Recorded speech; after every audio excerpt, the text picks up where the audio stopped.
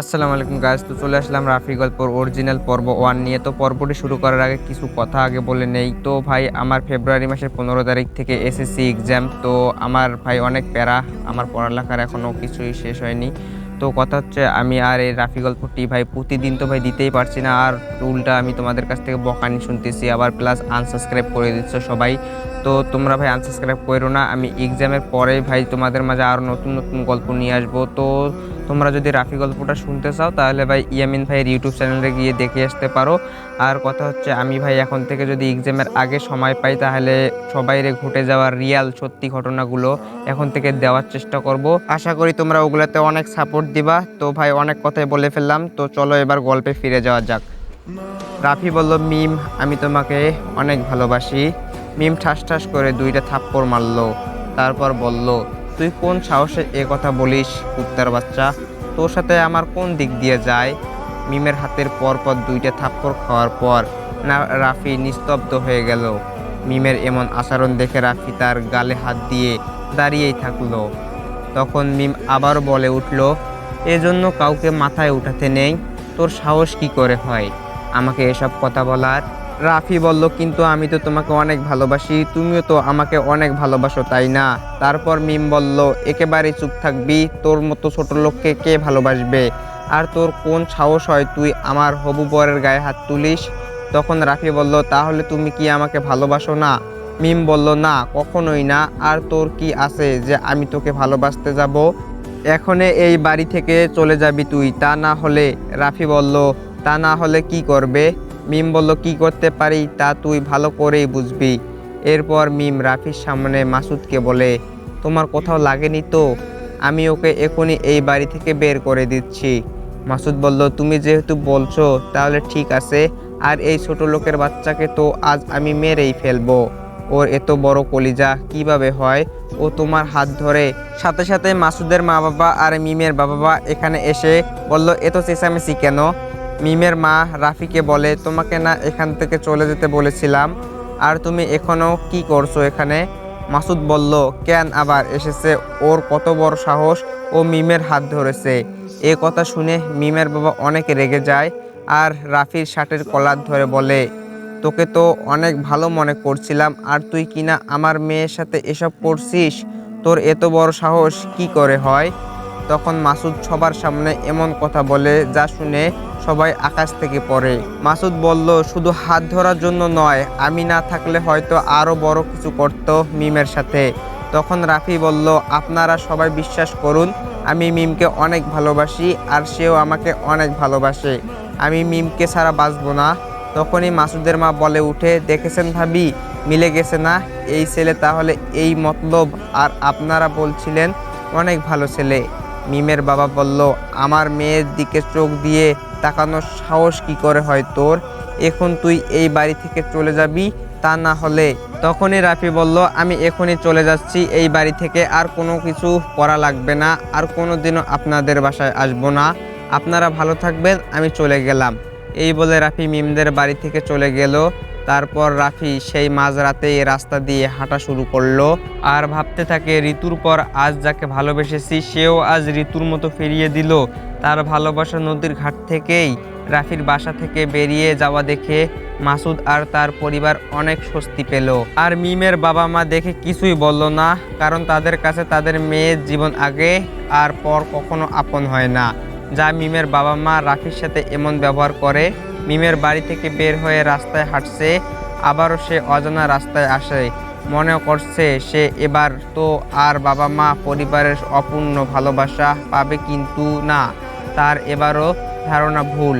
মিম কি তাকে ভালোবেসেছিল? এসব ভাবতে ভাবতে এসে নিস্তব্ধ রাস্তায় মন ভুলিয়ে হয়ে হাঁটছে। ঠিক তখনই রাফির সামনে এক গাড়ি অনেক জোরে আসে, আর গাড়িটি থাম করে। আর সেই গাড়ির শব্দে রাফির হুঁশ ফিরে, আর পিছনে ঘুরে তাকায়। গাড়ি থেকে একটা মেয়ে নেমে বলছে, আপনি চোখে দেখতে পারেন না ভাই? আর এই কি এমনভাবে চারদিকে রাস্তায় হাঁটতে থাকে নাকি কেউ? রাফি নিশ্চুপ। অদ্ভুত মানুষ তো, আপনি কথা বলছেন না কেন?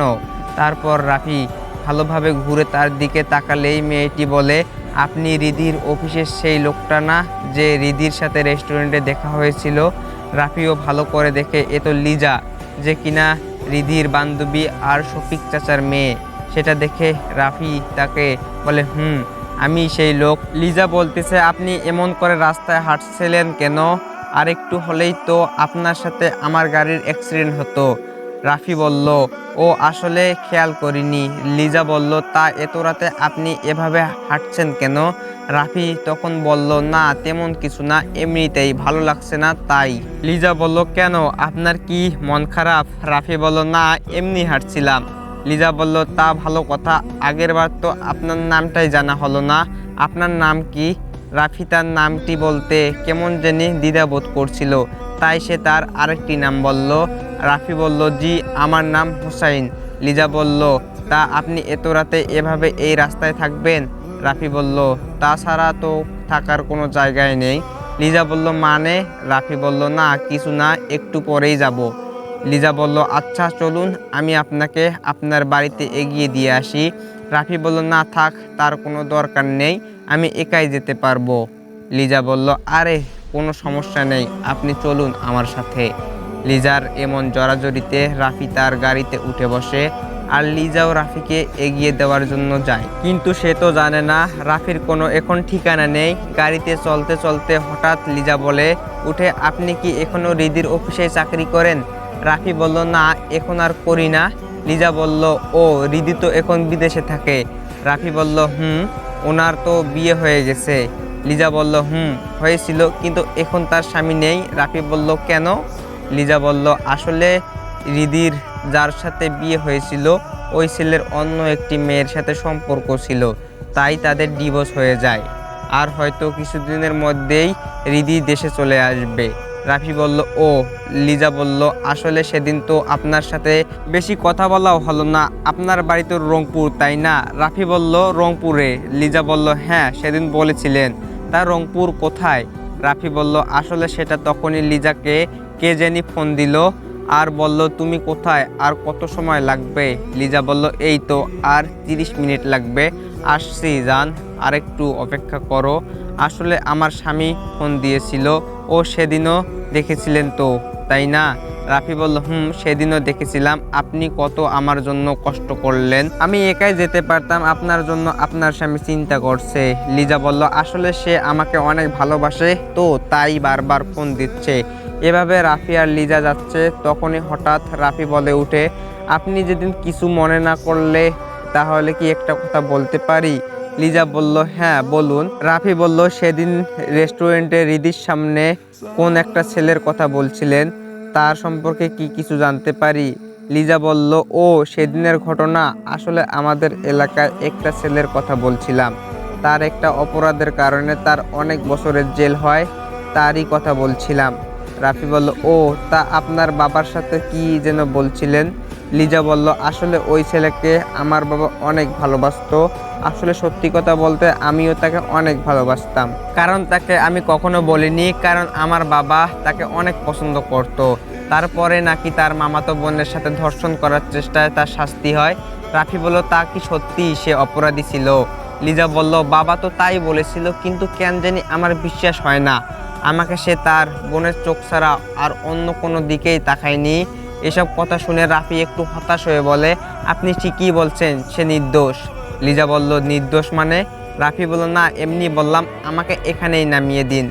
লিজা বলল, কিন্তু এখানে তো কোনো বাসা দেখছি না। রাফি বলল, এর সামনেই আমার বাসা, এখানেই আমাকে নামিয়ে দিন। তারপর লিজা তাকে সেখানেই নামিয়ে দেয়। আর নামার পর রাফি লিজাকে জিজ্ঞাসা করে, আপনার বাবা কেমন আছে?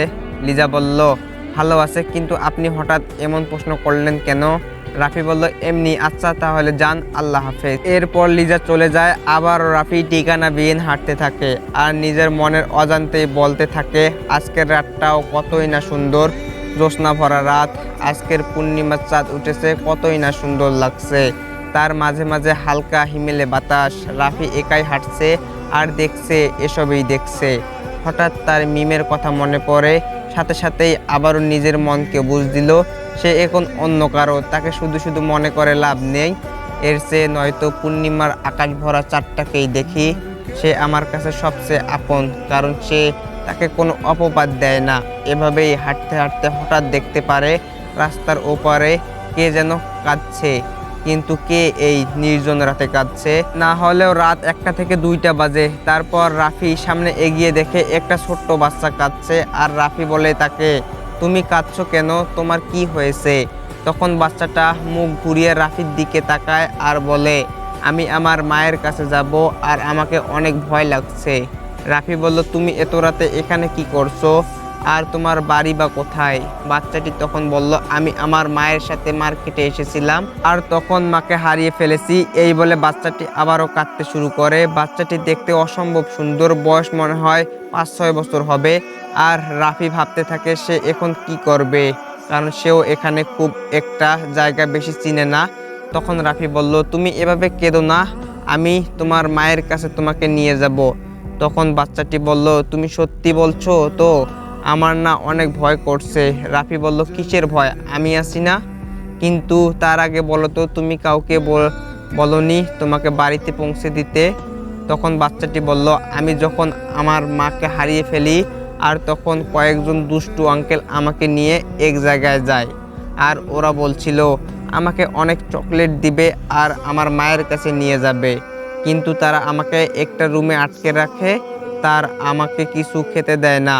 তারপর আমি তাদের থেকে লুকিয়ে পালিয়ে এসেছি, কিন্তু এখন আমার অনেক ভয় করছে। রাফি বলল, তুমি চিন্তা করিও না, আমি তোমাকে তোমার বাড়িতে পৌঁছে দিব।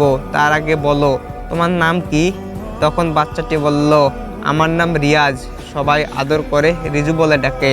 রাফি বলল, বাহ, তোমার নাম তো অনেক সুন্দর, আর তোমার নামের সাথে আমার নামের অনেকটাই মিল আছে। রিয়াজ বলল, তোমার নাম কি? রাফি বলল, আমার নাম রাফি। রিয়াজ বলল, তুমি জানো আমার একটা বন্ধুর নামও রাফি? রাফি বলল, তাই নাকি, খুব ভালো, আজ থেকে তাহলে তুমি আর আমি বন্ধু। তারপর রিয়াজ বলল, তুমি সত্যি আমাকে আমার মায়ের কাছে নিয়ে যাবে? রাফি বলল, আমি অবশ্যই তোমাকে নিয়ে যাব, কিন্তু তোমার বাড়ির রাস্তা কি চিনো? রিয়াজ তখন মাথা নাড়িয়ে বললে, না, সেও কিছু চিনে না। এদিকে রাফি অনেকটাই চিন্তায় পড়ে গেল। এদিকে অনেক রাত হয়ে গেছে, আর এই বাচ্চাটারে বা কি হবে, তার তো নিজেরই থাকার জায়গা নেই। এসব ভাবতে ভাবতে রাফি রিয়াজের পাশে বসে যায়। রাফির এভাবে বসা দেখে বলল, তুমি এভাবে বসলে কেন, তুমি না আমাকে আমার বাড়িতে নিয়ে যাবে? রাফি বলল, হ্যাঁ নিয়ে যাব তো, তা তোমার কি কোনো কিছুই মনে নেই? মনে কোনো রাস্তা কি এসেছিলে? রিয়াজ বলল, না।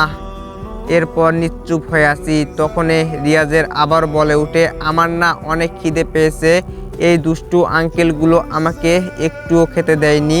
রিয়াজের কথা শুনে রাফিও ভাবতে থাকে এখন সে কি করবে, তারও খিদে পেয়েছে, কারণ তার কাছে তো কোনো এখন টাকা নেই। তারপর রাফি তাকে বলল, তা তুমি কেন তোমার মায়ের সাথে মার্কেটে গিয়েছিলে? রিয়াজ বলল, তাও জানি না, কিন্তু সেই দোকানে অনেকগুলো টেডি ডিয়ার পুতুল ছিল। এ কথা শুনে রাফি একটু অবাক হয়ে, কারণ এই শহরে এমন বড় দোকান শুধু তারই মনে হয় কথা বলছে এই বাচ্চাটি। আর রাফি সেই দোকান থেকে মিমের জন্মদিনের সময় টেডি ডিয়ার কিনেছিল, কিন্তু এই দোকানটি এখন থেকে অনেক দূরে, না হয় 1 ঘন্টার রাস্তা। রাফি বলল, আচ্ছা, এখান থেকে কি তোমার বাড়ির কোনো ঠিকানা আছে? রিয়াজ বলল, না। তারপর রাফি ভাবে, কি এসব বোকার মতো কথা বলছে, তার কাছে কিভাবে তার ঠিকানা থাকবে, আর কেনই বা বলছি তাকে, আসলে তারও মাথা ঠিক নেই, কাজ করছিল না। রাফি বলল, চলো আমার সাথে। রিয়াজ বলল, কোথায়? আমার বাড়িতে। রাফি বলল, চলো না আমার সাথে। রিয়াজ বলল, আচ্ছা একটা কথা বলি, তুমিও কি ওইসব আঙ্কেলগুলোর মতো পচা নাকি? রাফি বলল, না, তুমি এসব কি বলো, আমি তোমার বন্ধু, আমি কি পচা হতে পারি?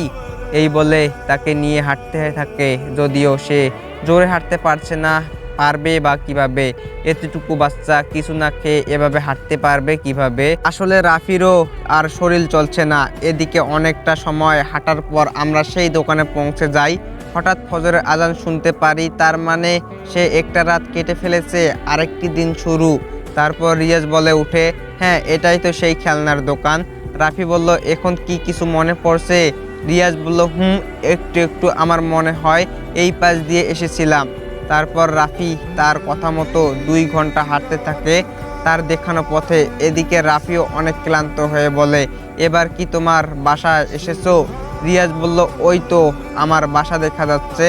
তারপর রাফি দেখে সত্যিই তো অনেক বড় এত সুন্দর রাজপ্রাসাদের মতো বাড়ি। তারপর রিয়াজ এক দৌড়ে সে বাড়িতে ঢুকে পরে আর রাফি তার পিছন পিছন যায়। হঠাৎ এক বয়স্ক লোক দৌড়ে এসে রিয়াজকে জড়িয়ে ধরে আর বলে, নানা ভাই তুমি এত সময় কোথায় ছিলে? আমরা সবাই তোমার জন্য কতই না চিন্তা করেছি। তোমার আম্মু এর কি অবস্থা হয়েছে তুমি জানো? রিয়াজ বলল, আমি আর কখনোই তোমাদেরকে ছেড়ে যাব না, প্রমিস করলাম। তারপর সেই বৃদ্ধ লোকটি বলে, রোদেলা ও রোদেলা দেখ মা কে এসেছে, আমাদের রিজু ফিরে এসেছে। তখন এক মেয়ে দৌড়ে ছুটে আসে আর রিজুকে জড়িয়ে ধরে কাঁদতে থাকে আর কাঁদতে কাঁদতে বলে, তুমি মাকে ছেড়ে কোথায় গিয়েছিলে আব্বু? আমি কি না কি ভেবেছিলাম।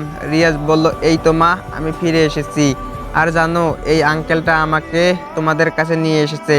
তারপর রোদেলা আমার দিকে তাকিয়ে বলে, তো গাইজ রাফি গল্প সিজন 3-র অরিজিনাল পর্ব 1 তোমাদের মাঝে কেমন লাগলো অবশ্যই কমেন্ট করে জানাবেন। আর নতুন নতুন ভিডিও পেতে অবশ্যই আমার চ্যানেলটি সাবস্ক্রাইব করে রাখবেন। তো দেখা হচ্ছে নেক্সট কোনো ভিডিওতে। তো ততদিনে ভালো থাকেন, আল্লাহ হাফেজ।